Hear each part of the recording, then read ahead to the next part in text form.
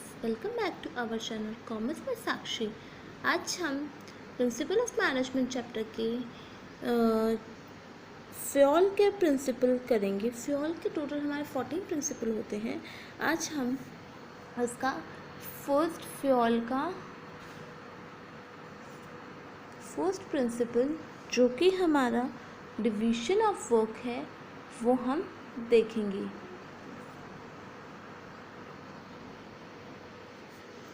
ये क्या है हमारा प्रिंसिपल? इस प्रिंसिपल में हमारा होता है कि जो प्रिंसिपल है इसका जो काम है हमारा उसको हम टुकड़ों में बांट देते हैं, छोटे छोटे टास्क बना देते हैं उसके, और ये जो वर्क है इसको हम छोटे छोटे टुकड़ों को, हर छोटे टुकड़े को हम एक पर्सन को असाइन कर देते हैं। उसकी कैपेबिलिटीज़ को देख के, क्वालिफिकेशन और एक्सपीरियंस को देख के हम उस काम को उसको सौंप देते हैं। जब पर्सन उस काम को एक काम को बार बार करता है तो वो उस चीज़ में परफेक्ट और स्पेशलाइज हो जाता है, उसकी जो एफिशिएंसी है वो इम्प्रूव हो जाती है। जैसे कि अगर हम एक ही काम को करेंगे तो हमारा वो काम है वो हम जल्दी करने लग जाएंगे और हम उस काम को परफेक्टली कर पाएंगे।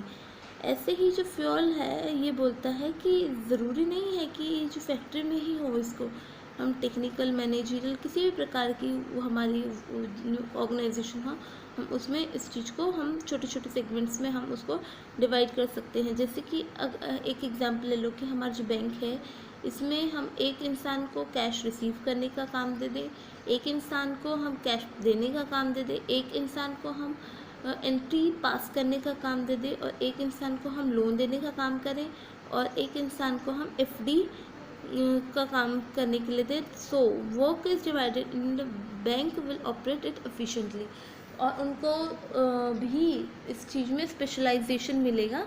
सो इसके पॉजिटिव इफ़ेक्ट क्या है principle of division of work के, कि इंसान को स्पेशलाइज्ड हो जाता है, वो एक ही काम करेगा बार बार अपनी क्वालिफिकेशन के हिसाब से, तो वो उस काम में परफेक्ट हो जाएगा, वो अपनी गलतियां कम करेगा और जल्दी उस काम को कंप्लीट करेगा, इम्प्रूव एफिशिएंसी। और इसमें क्या बोलता है क्या हमारे कि भाई इसमें लैक ऑफ एफिशिएंसी भी आती है, इसमें ऐसा कोई भी स्पेशलाइजेशन नहीं होता, काम को डुप्लीकेट करने का हो जाता है। और उसके बाद में आता है हमारा अथॉरिटी एंड रिस्पॉन्सिबिलिटी, इसका second principle, authority and responsibility.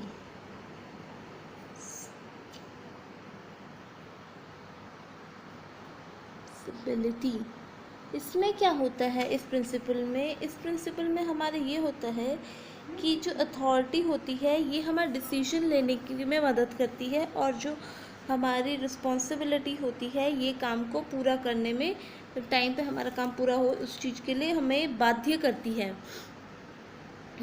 और ये जो प्रिंसिपल होता है ये हमारा दोनों ही म्यूचुअल होता है, अथॉरिटी और रिस्पॉन्सिबिलिटी दोनों ही लिंक अप होती हैं। अगर हम एक्सेस अथॉरिटी दे दें रिस्पॉन्सिबिलिटी मैच ना करते हुए तो भी ये हमारा नेगेटिव इम्पेक्ट डालेगी, और ज़्यादा अगर रिस्पॉन्सिबिलिटी दे दें, हमारा अथॉरिटी ना हो हमारे पास में, तो वो काम अपना वर्कर टाइम पे नहीं कर पाएगा। तो हमारी जो ऑर्गेनाइजेशन है ये देखती है कि हमारा जो वर्कर्स है अथॉरिटी एंड रिस्पॉन्सिबिलिटी का मिसयूज़ ना करें। तो मैनेजर क्या होता है कि काम जो होता है सबऑर्डिनेट को इस टाइप से देता है कि वो अपना काम सही टाइम पे भी करे और एफिशिएंटली भी करे। उसको इतनी अथॉरिटी और रिस्पॉन्सिबिलिटी इतनी ही देता है जिससे कि उस अथॉरिटी को यूज़ करके वो बेस्ट अपना काम कर पाए। जैसे कि हमारे एक एग्जांपल दे रखा है बुक में कि एक पर्सन है वो 100 यूनिट जो बना लेता है एक हफ्ते में, पर उसको क्या है, हमारे को अथॉरिटी नहीं दे रखी रॉ मटेरियल ख़रीद के लाने की, और रॉ मटेरियल हमारा अवेलेबल नहीं है स्टोर रूम में, तो वो अपना टारगेट कंप्लीट नहीं कर पाएगा टाइम पे। तो वर्कर्स जो है वो ब्लेम नहीं कर सकते, नॉट कि हम उनके ऊपर ब्लेम नहीं कर सकते कि उन्होंने काम टाइम पे नहीं किया। तो उनको रिस्पॉन्सिबिलिटी तो दी पर उनको अथॉरिटी नहीं दी गई, तो वो उस काम को, एक्सेस अथॉरिटी हमारी यहाँ पे दी गई पर वो एक्सेस रिस्पॉन्सिबिलिटी दी गई, एक्सेस अथॉरिटी नहीं दी, इसीलिए वो अपना काम टाइम पे नहीं पूरा कर पाए।